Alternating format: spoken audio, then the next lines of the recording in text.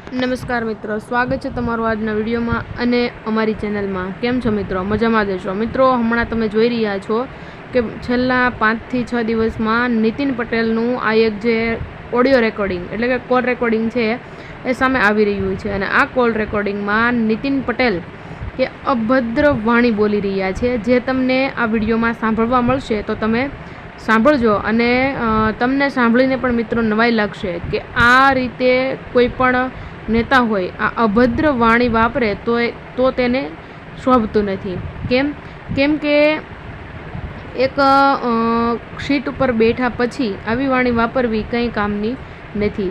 જેમ કે કોઈ પણ મહિલા ઉદાહરણ તરીકે જોઈએ તો કોઈ પણ મહિલા છે બહુ જ કાળી હોય અને એને ગમે એટલા ઘરેણાં પહેરાવવામાં આવે તો એ સારી નથી લાગતી।